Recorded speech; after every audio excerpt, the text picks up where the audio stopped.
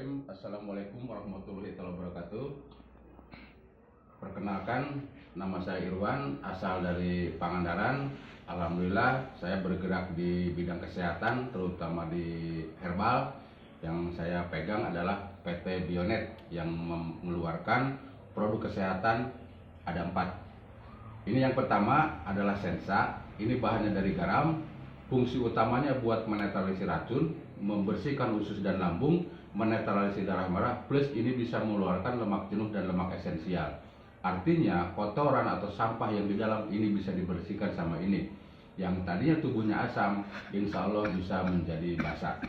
Nah, yang kedua ada Prima Pro. Ini bahannya dari air liur lebah. Fungsi utamanya antivirus, antibakteri sama anti jamur.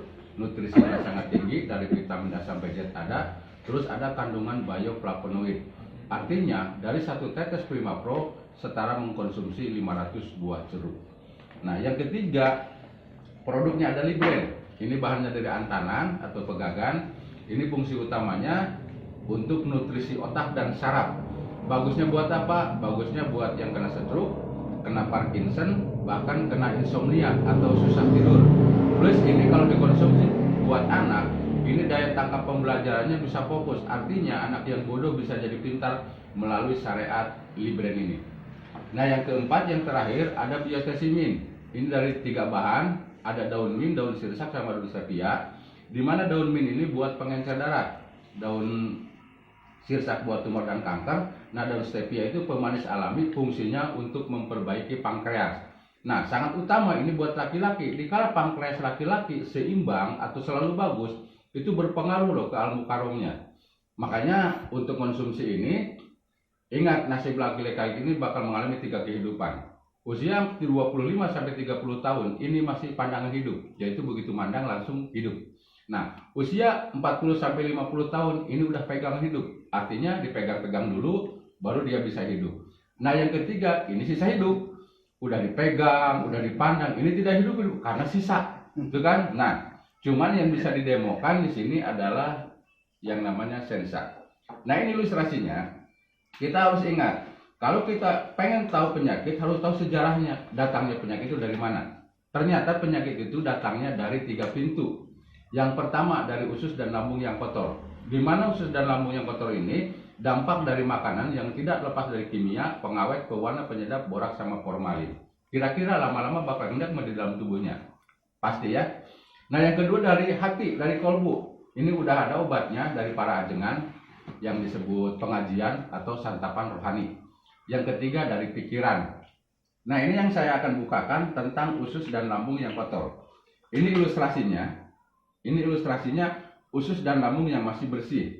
Di mana usus dan lambung yang masih bersih itu, ini insya Allah bayi yang masih minum ASI, yaitu air susu ibu, belum konsumsi dosis kimia tingkat tinggi. Di sini ada peragaan pakai nasi dan betadin.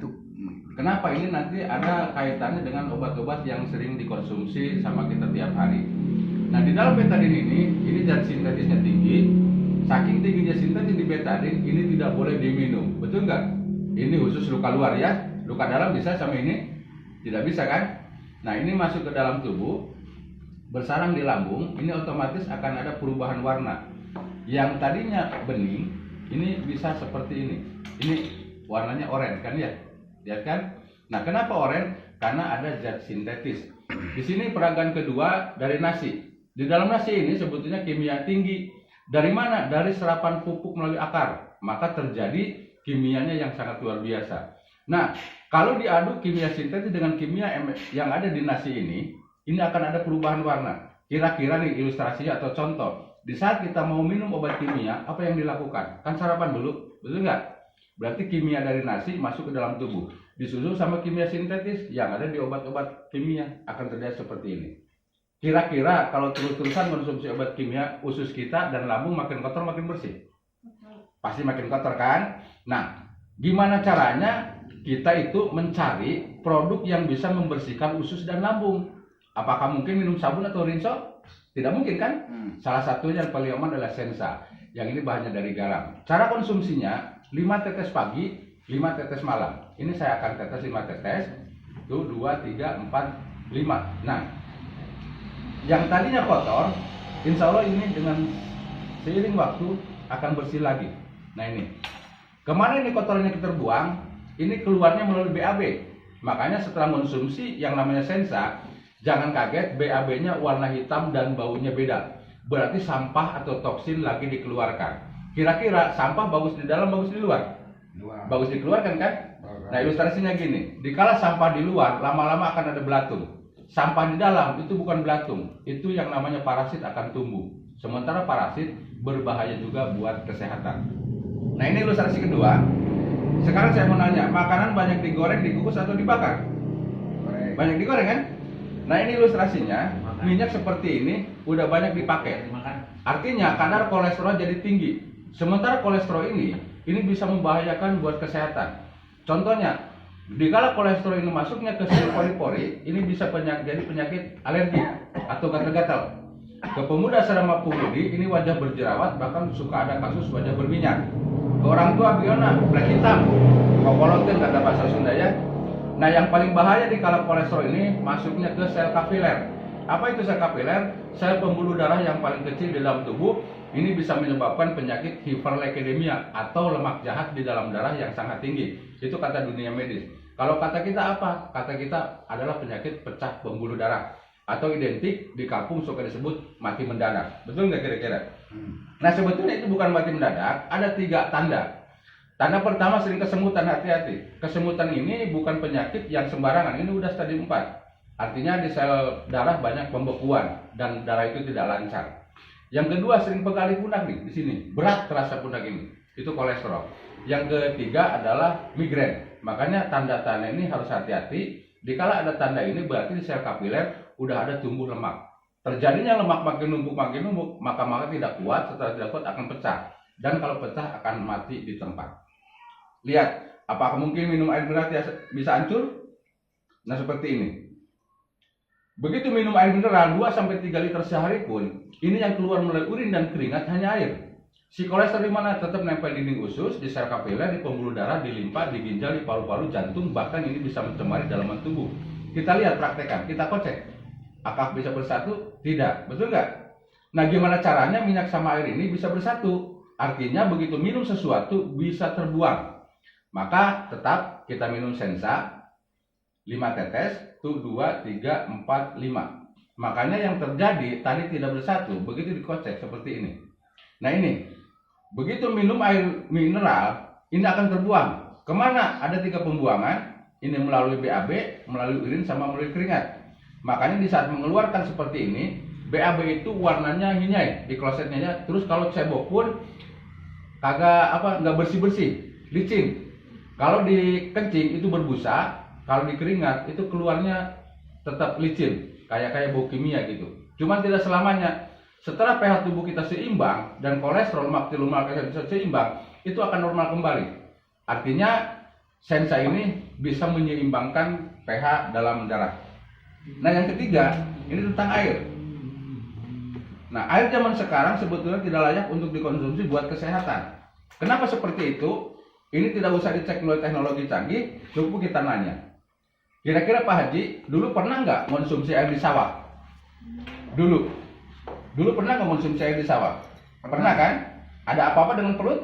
Tidak ada. Saya waktu kecil juga penggembala kerbau. Nah, waktu dulu saya konsumsi air di sawah. Dari rumah bawa makanan aja, itu nggak apa-apa. Kan itu. Sekarang saya juga tidak akan berani. Kenapa? Dulu aman karena petaninya pakai pupuk kandang dan kompos. Setelah pakai minyak itu bahaya. Nah air yang di bawah dari serapan sepiteng. Kira-kira Pak Haji dulu ada nggak sepiteng di tiap rumah? Nggak ada kan? Nggak ada. Sekarang tiap rumah kan? Maka pencemaran air yang di bawah tanah itu dari sepiteng. Sementara 80% tubuh terdiri dari air. Air yang kita konsumsi zat asamnya udah tinggi. Wajar nggak banyak penyakit? Wajar ya? Nah, ini akan saya rubah. Nah, ini saya akan rubah dengan ditetes sama Sensa. Setelah ditetes sama Sensa, ini menjadi air halus. Sementara air halus di dunia ada 2. Yang pertama air jam-jam, yang kedua air kelapa hijau. Dan air jam-jam sama air kelapa hijau itu bisa menetralkan racun. Nah, ini air kasar yang dikonsumsi tiap hari. Kimia pengawet pewarna penyap yang kita konsumsi, dia akan endap. Nah, cara mengetesnya pakai betadin. Ini saya kasih tuh 2, 3, 4, 5. Ini tuh 2, 3, 4, 5. Sama takarannya 5 tetes. Karena air kasar tidak bisa nyerap racun, maka ini akan berubah dengan warna. Ini air halus, bisa yang menyerap racun. Ini akan terbuang. Kira-kira yang bagus yang mana? Air kasar atau air halus?